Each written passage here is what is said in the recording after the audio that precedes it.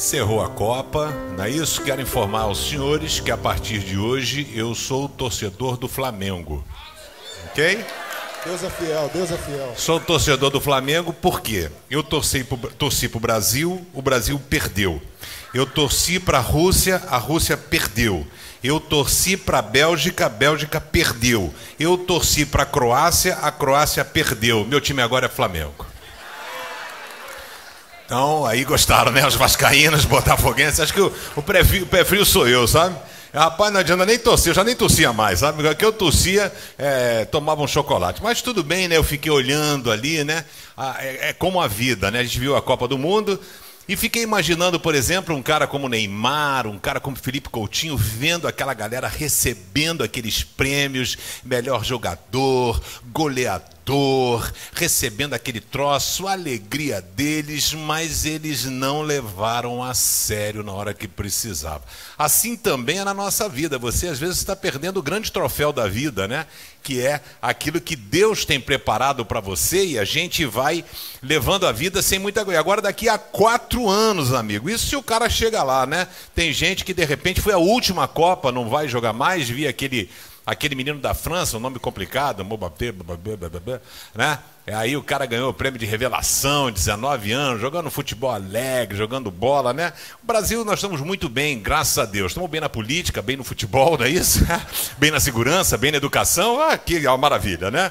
Então vamos ao que interessa, vamos abrir a Bíblia, que é aquilo que nos ajuda, né? Eu não sei o que você pensa de Deus, qual o seu relacionamento com Deus, o que você acha que Deus tem feito na sua vida. Lamentavelmente, a gente tem 2 lentes para usarmos, né? A lente da alegria, a lente da felicidade, a lente da fé e a lente, os óculos do pessimismo, né? O óculos que tudo dá errado, a minha vida não é feliz, mesmo você sendo muito feliz que muita gente, né? É engraçado isso. Tem gente que não tem nada que possa fazer a pessoa feliz. Eu quero dizer para você nessa noite o seguinte: Deus é muito maior do que você pensa. Deus é muito maior.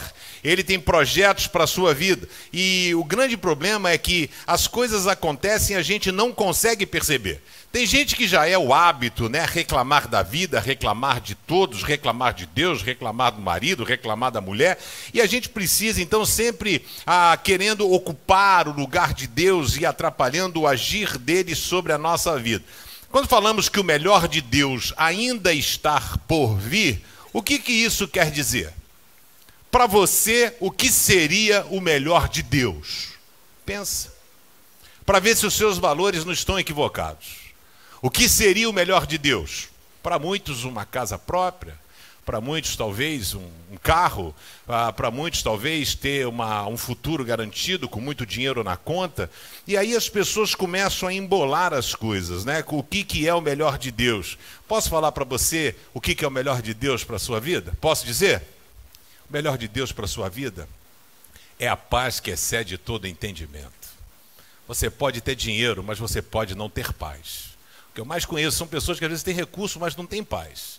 E Jesus disse: a paz que eu dou é diferente, viu? Não é igual aqui. O mundo proporciona. A minha paz eu dou a você no meio do caos mesmo. Ali é que você vai sentir a paz. O melhor de Deus é você ter saúde para levantar da sua cama. E você está aqui hoje porque você é um abençoado por Deus. Sabe, o melhor de Deus é você conseguir levar o pão diário para a sua casa. É você conseguir suprir a necessidade dos seus. Mas nós muitas vezes não conseguimos entender a grandiosidade de Deus, a magnitude de Deus, tudo aquilo que Ele deseja fazer na nossa vida. E Deus nos dá muito mais do que nós precisamos. Quem aqui tem mais do que precisa? Levanta a mão. Eu tenho. Muito mais do que eu preciso, sabe? E é interessante que nós somos um poço de necessidade de coisas novas, né? Quanto mais tem, mais quer, e assim vai e entra num ciclo vicioso. Mas hoje é um dia de reflexão, hoje é um dia de gratidão, hoje é um dia de você pedir perdão, hoje é um dia de você sentir o toque transformador de Deus na sua vida, amém? Então abra sua Bíblia em 1 Coríntios capítulo 2, 1 Coríntios foi uma carta escrita pelo apóstolo Paulo no ano 55 depois de Cristo. Lembrando você, Jesus veio com 30 anos, começou seu ministério, 33 morreu, foi ao céu. 22 anos depois, Paulo escreve essa carta a essa cidade, que era uma cidade, uma grande metrópolis, né? Uma cidade que tinha um porto maravilhoso, uma cidade extremamente comercial e uma cidade também extremamente promíscua, né? A cidade de Corinto, ela era até utilizada o verbo corintinizar, né? Tem a ver com quem é corintiano, não é isso? Então dizendo que é a pessoa que vive uma vida de licenciosidade, aquela pessoa que não leva a sério. E aí Paulo então escreve essa carta a essa cidade, exatamente tirando algumas dúvidas que eles tinham, né? Porque essa carta não foi uma carta espontânea escrita por Paulo, é uma carta onde eles mandam perguntas para Paulo. Então, quando você faz uma leitura acurada do texto, você vê, olha, com relação ao casamento, com relação à ceia, ele está respondendo às perguntas que lhes foram feitas, diferente de outras igrejas onde as pessoas disseram quais os problemas que estavam acontecendo ali. Alguns textos sagrados falam muito ao meu coração, gosto demais, esse texto é um deles. 1 Coríntios 2,9 diz assim: porém, como dizem as escrituras sagradas. Paulo agora aqui faz uma coletânea de Isaías, mas não tem nenhum texto nas escrituras sagradas que faça essa citação, exatamente como está aqui. Você pode procurar, você não vai achar. O que ele está fazendo é uma palavra aqui de Isaías e está fazendo uma junção com uma palavra de Jeremias. A escritura diz, não necessariamente num versículo isolado: o que ninguém nunca viu, nem ouviu, e o que jamais alguém pensou que podia acontecer, foi isso o que Deus preparou para aqueles que o amam e o temem. Confie no Senhor, porque o plano dele, você não consegue imaginar o que ele está projetando para a sua vida agora. Vamos orar? Obrigado, Senhor, pela alegria da salvação em Cristo Jesus e o privilégio de estarmos aqui para te adorar, conhecer mais da tua palavra e aprendermos a viver uma vida autêntica contigo. Que o teu Espírito Santo possa falar com a gente, mexer aonde precisa ser mexido, para que aprendamos a ter um relacionamento sadio e saudável contigo. Eu oro em nome de Jesus. Amém. As pessoas hoje têm uma interpretação muito errada das Escrituras, né? Pensam determinadas coisas e esquecem das responsabilidades. Então é lindo quando você lê e diz: o que ninguém nunca viu e nem ouviu, o que jamais alguém pensou que podia acontecer, foi isso que Deus preparou. Pronto. As pessoas param nessa promessa. Eu não consegui sonhar, não consegui imaginar, mas se você continuar, o segredo deste versículo não está nas promessas de Deus, mas no desempenho do ser humano. Essas promessas estão atreladas àqueles que o amam e o temem. Essas pessoas Deus tem plano. E a pergunta é essa: você tem amado ao Senhor? Aliás, o que é amar a Deus? O que é amar a Deus? Amar a Deus é vir na igreja, é cantar louvor. Nós somos muito atrelados à religião. E aí é vir na igreja, é dar minha oferta, é dar o meu dízimo, é colocar louvor no meu carro, e eu estou amando a Deus. Amar a Deus é muito maior do que isso. Amar a Deus é quando você não toma a forma do mundo. Amar a Deus é quando você é um marido surpreendente, quando você é uma esposa fabulosa, quando você é um filho obediente ao seu pai, quando você é um pai maravilhoso para com seus filhos, quando você é um cidadão que respeita. Isso é amar a Deus. A gente ama a Deus com a nossa postura, com a nossa atitude. Hoje pela manhã a gente tratou sobre a questão do jejum, né, que é um negócio muito complicado, e eu preguei dizendo que jejum não é detox, né, que as pessoas acham que vai fazer jejum e vai resolver a coisa para dar uma purificada. Não funciona assim. As pessoas fazem jejum hoje para buscar o favor de Deus. Então o jejum hoje é para você alcançar uma bênção de Deus. E quando você lê a Bíblia, as pessoas faziam jejum para pedir perdão de pecado. É diferente. Eu nunca vi ninguém fazer um jejum para chorar pelo seu pecado. Isso eu nunca vi. O jejum é sempre para tentar mudar a mão de Deus. Já ouviu falar no jejum de Daniel? Já ouviu falar? Quem já ouviu falar no jejum de Daniel? Levanta a mão aí, ó. Aí, milhares de pessoas. Pois é, o jejum de Daniel foi para Daniel, mano. Foi para você. Entendeu? Então as pessoas hoje não têm vida com Deus, não amam a Deus, e aí querem fazer a coisa. E eu fui curado, gente. É mesmo, Pedrão? Você foi curado? Fui curado. Deus me curou. E o que você fez, cara, para ser curado? Cara, eu acordava todo dia, colocava meu joelho no chão, orava 30 minutos, Depois eu abria a Bíblia, lia 3 salmos aleatórios, deixava Deus falar comigo. Depois eu tinha ali, botava um louvor e fiz isso durante 10 dias seguidos. E aí Deus me abençoou. Pronto, aí você fala, eu preciso de uma bênção, o que eu vou fazer? Orar 30 minutos por dia, ler 3 salmos. Não existe isso, querido.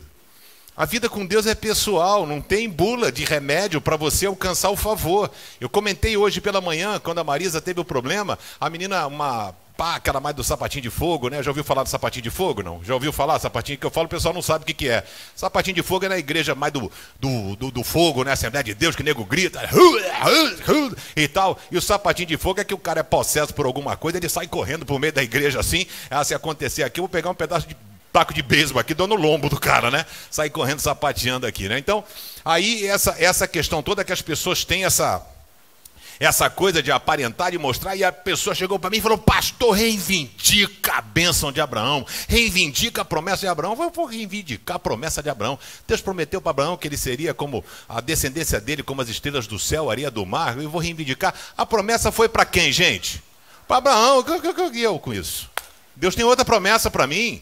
Então as pessoas não conseguem entender e interpretar o real, a forma de se relacionar com Deus.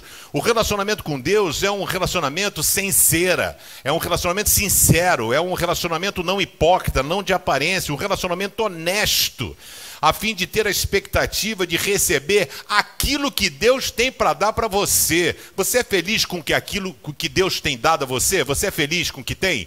Diga amém. Tá vendo? É mais ou menos, só o meu pai que é muito feliz com o que tem, né? Então, a gente muitas vezes precisa... Hã? Obrigado, pai. Fofinho ele, viu? Aê. Aniversário dele, dia 13. 79, ele já falou que tem 80. Falei, calma, você chega lá. 79, na verdade 78 no papel, mas ele jura de pé junto que o pai dele pulou a cerca. Pulou a cerca, mas aí, segundo a lenda, diz que o pai dele demorou 1 ano para registrar no cartório. Então ele nasceu em 39 e foi registrado em 40, né? Então, 78 no papel, 79 de vida. Bom, então a gente precisa entender que Deus tem o melhor para você. Você crê nisso? Então a parada é a seguinte, o segredo não é reivindicar a promessa de Abraão. A parada não é fazer o jejum de Daniel. A parada é você amar e temer a Deus, porque Ele tem projetos para a sua vida. Amém? Por isso, em primeiro lugar, aprenda, anote isso no seu coração, no centro da sua vida, que a palavra de Deus é tudo que precisamos. Amém? É a Bíblia, é a palavra de Deus, não tem mais nada, né? O que passar disso é de procedência maligna. Tem gente que inventou. Tem um pastor em Boston, nos Estados Unidos, que ele tinha um programa aqui na televisão, não sei o quê, que ele disse que Deus deu a ele o 4º evangelho.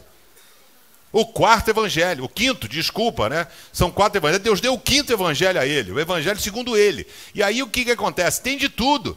As pessoas pegam a Bíblia e dão as interpretações mais estranhas possíveis. E Paulo começa dizendo, porém, como dizem as Escrituras, a palavra de um crente precisa ser, no seu agir, como Jesus fez na tentação, está escrito.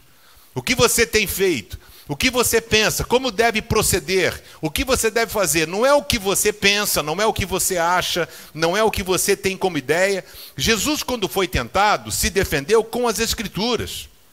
Não foi com espada, não foi com anjos, se defendeu com a palavra de Deus. E ela é uma arma poderosa do cristão. Você crê na palavra de Deus? Diga amém. Ela é sensacional. A palavra de Deus, ela é uma espada afiada de 2 gumes. Ela responde a gente daqui, ó. Pá! Deus é lindo. Você já procurou encontrar respostas na Bíblia? Comentei com vocês, minha mãe fabulosa. Deus está dando uma colher para mim de vez em quando. A minha mãe, quando pega a Bíblia, lê, precisa que fale. Deus fala com ela de uma forma fantástica. Quando eu fui sequestrado, ela queria saber quando a gente seria solto, né? E era o 20º dia quando a minha mãe leu a Bíblia e disse, Deus, eu quero saber se meus filhos vão viver ou morrer. Minha mãe abriu a Bíblia em Daniel, capítulo 10, que diz assim, meu filho Daniel, desde os primeiros dias ouvi a sua oração, e que a luta estava difícil contra os príncipes da Pérsia, e enviei o arcanjo Miguel e obtive a vitória no 21º dia. Minha mãe leu no 20º. 21 na Bíblia talvez só tenha naquele texto. E Deus mostrou para ela. Sabe, Deus tem algo maravilhoso para a nossa vida. Não fique pegando coisas, se apegue sim à palavra de Deus, porque ela é a poderosa arma do cristão. É por isso que a Bíblia foi um livro tão combatido e tantas pessoas tentaram tirar ele do negócio. Não sei se você sabe, mas a gente estuda na escola. A Igreja Católica, na época, né, não existia reforma, era a única igreja que falava em nome dos cristãos. Eles queimaram as Bíblias em praça pública, para tirar a Bíblia de circulação. Por isso que o evangélico era conhecido como o quê? Bíblia. Bíblia. Porque o evangélico portava a Bíblia, enquanto as pessoas demais eram proibidas de ter as Escrituras. E aí você encontra no ano de 1215, o Papa Inocêncio III emitiu uma lei ordenando que devem ser presos para interrogatório e julgamento quem estiver envolvido na tradução dos volumes sacros, ou quem mantém reuniões secretas, ou que pregue sem autorização dos superiores, contra quem o processo deve ser iniciado sem qualquer permissão para apelo. Né? Illustration of Poverty, 1838, página 387. Inocêncio declarou que, como pela lei antiga o animal que tocasse o Monte Santo era apedrejado até a morte, assim simples e letrados, vocês são iletrados. Então vocês não podem ler a Bíblia sem autorização. O Concílio de Toulouse, em 1229, proibiu os leigos de possuir ou ler traduções da Bíblia, né? E ela foi então queimada em praça pública, né? O general Tomás de Torquemada, inquisidor espanhol, a mesma coisa, proíbe que a Bíblia seja traduzida e que as pessoas tenham. Mas por que tanta coisa assim com a Bíblia? Porque nela nós encontramos a direção. Segundo o Salmo 119, 105, diz que a tua palavra é lâmpada para guiar os meus passos.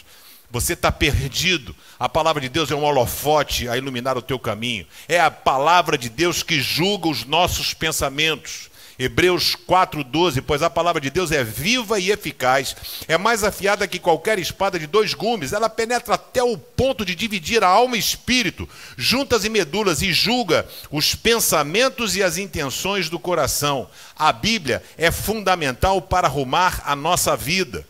2 Timóteo 3,16, toda escritura é inspirada por Deus e útil para o ensino, para a repreensão, para a correção e para a instrução na justiça. A Bíblia, a palavra de Deus, nos ajuda a não errar. Tiago 1,22, sejam praticantes da palavra e não apenas ouvintes, enganando vocês mesmos. A palavra, obediência a ela é o caminho do sucesso. Deus disse a Josué, capítulo 1, verso 8, medita nessa palavra de dia e de noite, e tudo que fizer você será bem sucedido. Dentre várias coisas, é por isso que o diabo faz com que você não tenha interesse em ler a palavra de Deus. Poucas são as pessoas hoje, dentro deste auditório aqui, e de todas as igrejas evangélicas, que pegam na sua Bíblia pelo menos uma vez por dia para ler a Bíblia. Não ler a Bíblia como você toma água, não. Ler a Bíblia para dizer, Senhor, fala comigo, né? Onde você vai fazer um seu momento com Deus, sua devocional, uma leitura sem a necessidade de estudo, ler para deixar Deus falar e ver Deus falar contigo. Então a Bíblia hoje é uma coisa que as pessoas não usam mais, as pessoas não estão ligadas mais nisso.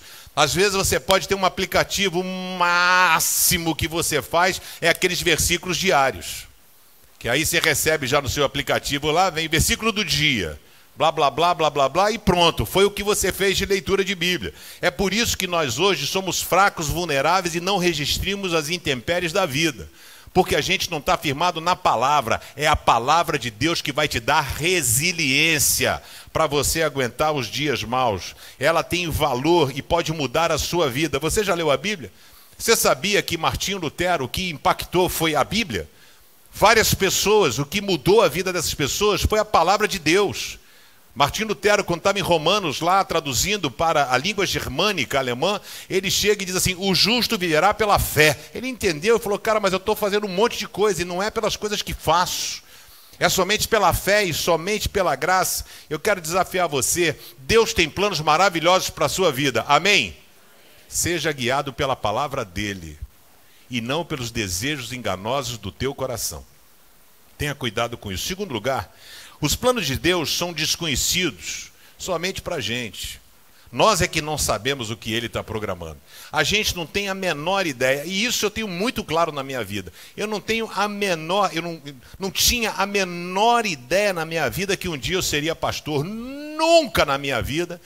Eu pensei, programei e pensei assim, não, um dia eu vou ser pastor. Quando eu chegar a tal idade, eu vou ser pastor. Nunca pensei em ser pastor, não fazia parte. Está aqui alguns amigos meus de 30 anos, nunca ouviu falar, eu nunca fui de falar no troço, não sei o quê. O Pedrão é um pastorzinho, vai ser um pastor. Nunca. Eu acompanhava meu pai quando ele fazia conferências evangelísticas, eu acompanhava, eu ia de terno e gravata, né? Eu ia com ele. Enquanto ele pregava, eu dormia, né? Porque eu tinha 6, 7 anos, aí ele botava lá na frente, ele pregava, e naquela época o cara pregava 2 horas, né?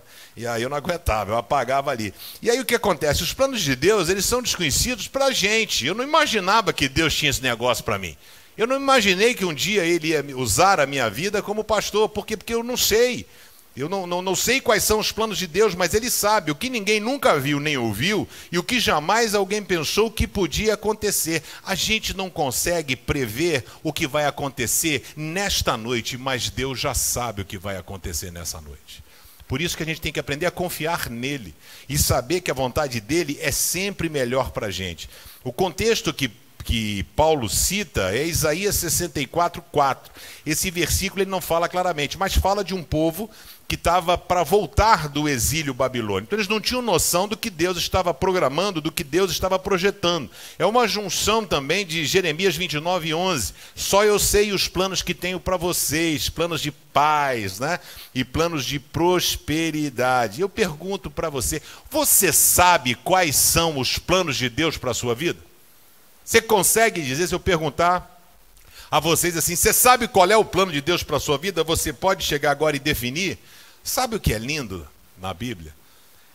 É que Noé não sabia que seria escolhido para construir uma arca no meio do deserto e salvar e perpetuar a humanidade. Ele não sabia, mas Deus sabia.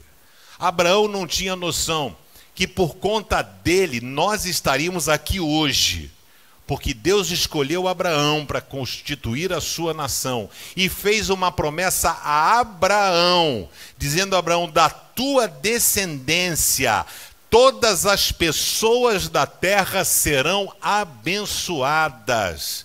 Por isso que quando você vai ao Evangelho de Mateus, ele começa na sua genealogia com Abraão. Abraão gerou Isaac, Isaac Jacó, Jacó Judá, e assim vai descendo. Abraão não sabia que seria pai de uma grande nação, mas Deus sabia. Moisés não tinha noção de que ele seria usado para ser o libertador do povo do Egito. Josué não sabia que entraria na terra prometida, ele achou que Moisés ia levar a galera. Ele não sabia que ele, mas Deus já estava preparando Josué para esse momento. Davi não tinha ideia que ele iria ser o próximo rei de Israel, um singelo pastor de ovelha, levado até o trono e ao palácio. Sadraque, Mesaque e Abdenego não sabiam que seriam jogados numa fornalha. E mais ainda, que seriam salvos pelo próprio Cristo.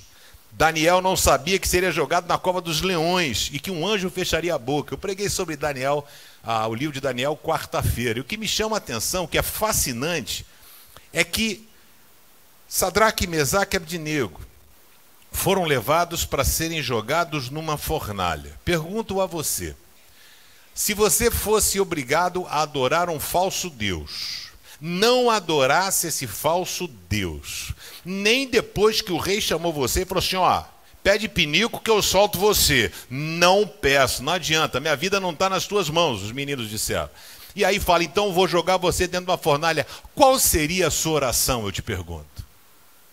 Como é que você oraria neste momento? No momento em que você foi justo com Deus, você não se rendeu para adorar outros deuses, e de repente, por conta disso, você vai ser jogado numa fornalha? Posso fazer a sua oração? Posso? Posso fazer? Como é que você ia orar? A fornalha sendo aquecida? Você ia orar assim, Deus de Abraão, de Isaac e Jacó, Deus, eu não me curvei à estátua de Nabucodonosor de ouro, meu Deus, eu estou te honrando, meu Deus, meu pai, né? Você foi igual Macedo. Aí você vai, não sei o que, né? Meu Deus, aí vai, me ajuda, Senhor, não sei o que, pá, me ajuda. Eu fui fiel contigo, Jesus, me tira dessa, faz não sei o que, bababá. Sabe o que é lindo em Sadraque, Mesaque e Abdenego? Lê a Bíblia. Sabe qual foi a oração deles? Nenhuma. porque eles amavam a Deus e andavam com Deus. Eles não oraram. Eles não disseram: Senhor, me ajuda, me tira dessa. O Senhor tirou, porque Ele faz aquilo que a gente não pensa com aqueles que o amam e o temem. Você tem amado e temido ao Senhor?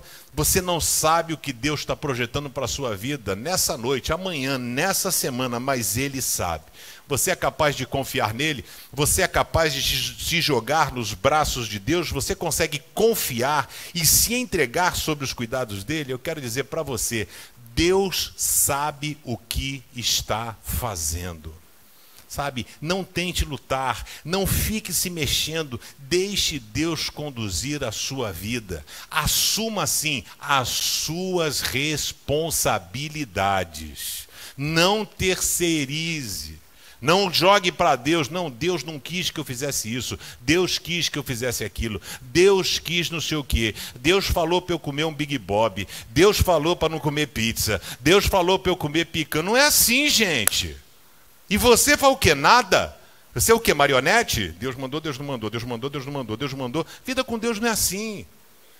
Vida com Deus é você fazendo sabendo que o Senhor está contigo, que Ele está com você em todos os momentos. Deus está mandando você comer pizza hoje? Diga amém.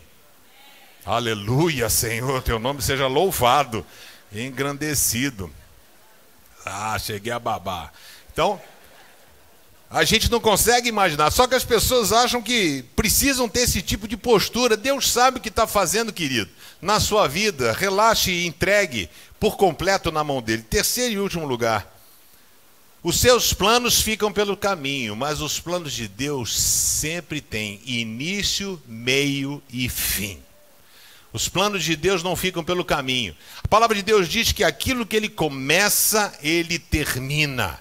Ele não faz nada pela metade. É nessa fé que eu e Dona Marisa marchamos. Amém, Marisa? Aquilo que Deus começou, Deus tirou ela da morte. Deus tem um projeto e a gente vai marchando. E o tempo todo orando. Hoje ela estava dormindo, eu estava orando. Bota a mão na cabeça dela, bota a mão no cérebro, bota a mão, não vou dizer onde bota também, que você não tem que saber de tudo. E aí vou orando e tal, não sei o que, né? Isso, e Deus vai abençoando. Então, crendo que Deus vai fazendo aquilo que a gente não consegue imaginar. Então, os planos de Deus, eles têm início, meio e fim, eles sempre se concretizam. E aí Paulo termina nesse versículo dizendo: foi isso que Deus preparou para aqueles que o amam. Sabe o que significa a palavra preparar no grego? Quem tem carro aqui? Quem anda no Rio de Janeiro? Gente, parece uma batedeira andar no Rio. Qualquer lugar do Rio de Janeiro. Qualquer lugar do Rio de Janeiro. A palavra é buraco. Qualquer lugar. Você vai dentro de condomínio, vai aqui por trás para ir para o Novo Leblon. É uma loucura, rapaz. O tempo todo você vai, a Avenida Ayrton Senna, a avenida foi feita tem 6 meses, já está esburacada. É impressionante. Você vê o BRT, chega a dar pena, chega a ter onda, né? Um negócio assim, qual 1 metro de asfalto assim, acumulado, tudo é buraco, olha a desgraceira. Carro aqui no Rio de Janeiro tem que ser trator.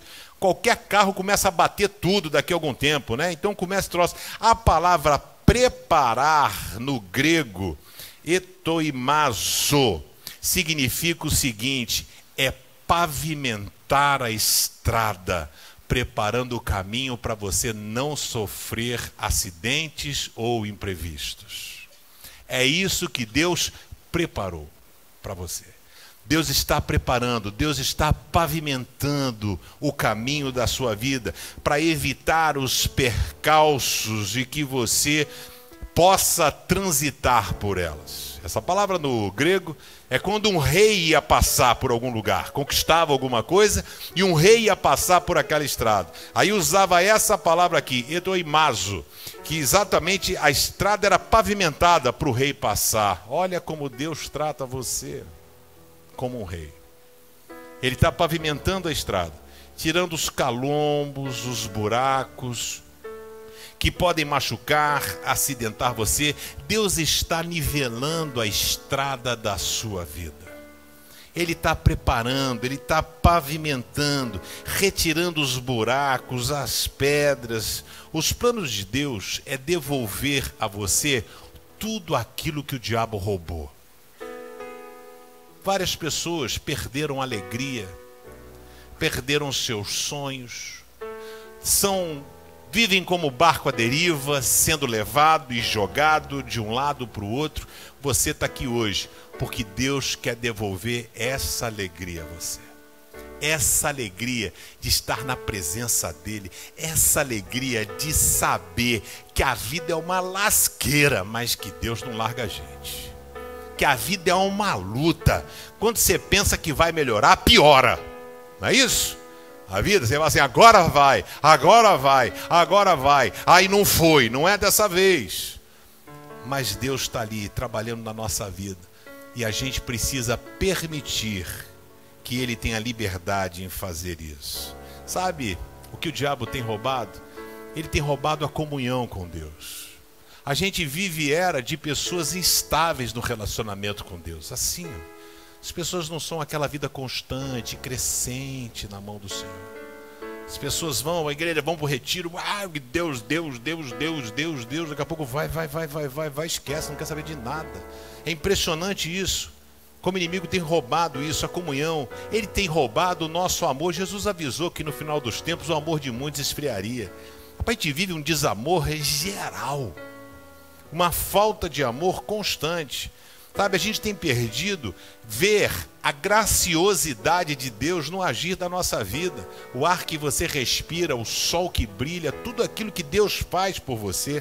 A gente não percebe mais a misericórdia de Deus, a alegria de Deus. A gente não consegue perceber mais o convívio com a nossa família. Aproveitar esse momento de, sabe, curtir os filhos, né? Às vezes a pessoa fala assim, eu não curti meus filhos. Eu curti, eu aproveitei mesmo, sabe? A garotada, a idade deles, às vezes eu chegava mais tarde no trabalho, aí ficava com eles, às vezes me esforçava para, sabe? Eu vou tentar pegar na escola, vou tentar para poder curtir, aproveitar, ver aquilo que Deus está fazendo, o crescimento, desenvolvimento, mas aí o diabo tem roubado isso tudo, cara, a prioridade hoje é trabalho, aí família, casamento por ralo, filho indo para não sei para onde, e você precisa ajeitar a sua vida e Deus quer fazer isso com você hoje, Ele quer pavimentar a sua vida, Ele quer arrumar para que você não perca e sofra os percalços da vida. Ele quer acabar com o seu sentimento de culpa. A gente é culpado por tudo. A gente sempre fica, né? Interessante que isso é uma coisa que o ser humano tem. Eu vejo a Isadora e a Nena, minhas duas netinhas, elas são duas fofas. Mas de vez em quando elas se pegam, né? E aí, de repente, ela se pega, uma empurra, não sei o que, aí empurra, seja quem for. Se for Isadora ou se for a Helena, empurra. Aí se a outra cai, não sei o que, e chora, cara, aqui empurrou, mas fica numa tristeza. E fica assim, me desculpa, sabe, mas não sabe o que fazer para arrumar. E como é bonito ver a pessoa que reconhece. A gente faz as coisas mais escabrosas e nem percebemos que fizemos. Porque o nosso coração está completamente engessado.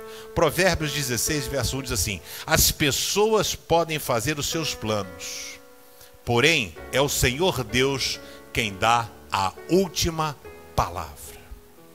É Ele quem diz, beleza, vamos resolver essa parada. Ele que diz, aguenta aí um pouquinho, daqui a pouco a gente vai. E eu queria perguntar a você, você deseja que os planos de Deus se realizem na sua vida? Você está disposto a ser parte desse time que diz, eu amo e temo ao Senhor? Você não quer fazer parte de um time que é cristão nominal de IBGE, mas é um evangelho que não lê Bíblia, que não tem vida, que não tem transformação? Eu quero orar por você, que hoje quer aprender a amar e temer o Senhor, porque é para você, não é para todo mundo, que o Senhor tem aquilo que olhos não viram, ouvidos não ouviram, é aquilo que Deus preparou, pavimentou, alisou, arrumou para aqueles que o amam e o temem. Você ama e teme ao Senhor como deveria? Queria orar contigo. Feche seus olhos, abaixe a sua cabeça. Eu queria que você tivesse esse momento agora, um momento de sinceridade e honestidade, vida com Deus, que você olhasse para a sua vida e percebesse se de fato você tem amado ao Senhor como Jesus recomendou. Como vem desde os 10 mandamentos, quando Deus falou a Moisés, amarás ao Senhor teu Deus com toda a tua força e com todo o teu entendimento. Toda a tua força é até a tua exaustão. Até você, quando você está segurando algo, você não consegue, não tem força. É essa intensidade do amor que devemos ter por Deus. Se você de fato precisa aprender a temer ao Senhor. Temer não é ter medo. Temer é ter respeito. É respeitar quem Deus é. É respeitar aquilo que Deus quer fazer e realizar na sua vida. Eu quero dizer que aqueles que o amam e o temem, você não tem noção daquilo que Deus está preparando para a sua vida. E essa noite, talvez seja para você arrumar isso. Talvez você não esteja amando a Deus como deveria. Você não tem respeitado ao Senhor como de fato Ele merece. Eu queria orar por você. Queria convidar você que tem essa consciência, que precisa revisitar a sua vida. Olhar para dentro de si e ver que precisa ser mexido. Eu amo ao Senhor, mas eu não amo ao Senhor como deveria estar amando. Eu respeito ao Senhor, eu temo ao Senhor, mas não como deveria. Deus está aqui porque Ele quer pavimentar a estrada da sua vida. Mas para isso, firme hoje o seu amor e o seu temor por Ele. Só Jesus pode fazer isso por você. Queria convidar a igreja a ficar de pé. E se você quer declarar diante dos céus e da terra: Senhor, eu estou aqui porque eu te amo e eu temo, sai do seu lugar e vem aqui à frente e diga isso para Ele agora. Ele tem planos para a sua vida. Você não sabe, você não viu, você não ouviu, não tem ideia daquilo que Deus tem programado para a sua vida. E Deus não tem feito porque você talvez não esteja amando como deve. Talvez você não esteja temendo ao Senhor como deve. E aí as coisas não acontecem como você espera que aconteça. Pode chegar bem à frente aqui, ó. Você que está aqui no meio pode chegar bem à frente ali pode chegar bem à frente. Você que está na galeria pode chegar à frente também. Em nome de Jesus, ajuste a sua vida hoje, o seu amor, o seu temor. Enquanto vamos estar cantando, esteja em oração pela sua vida. Avalie se você tem amado. Eu quero dizer que Ele sabe quem você é. Ele sabe quem você é. Ele sabe o que você tem feito. Ele sabe a intensidade do teu amor. Ele sabe. E Ele está aqui para ajudar você. Agora, se você reconhece que precisa ser ajudado por Ele, em nome de Jesus, sai do seu lugar. No final eu quero orar por você.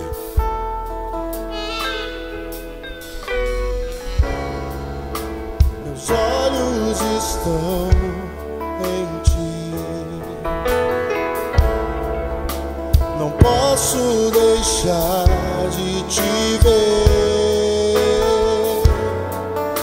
Seguro em Tuas mãos estou.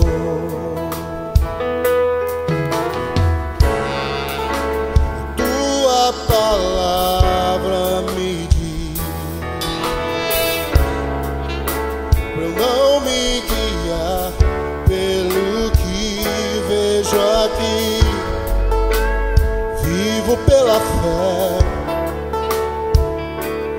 em Ti, meu Deus.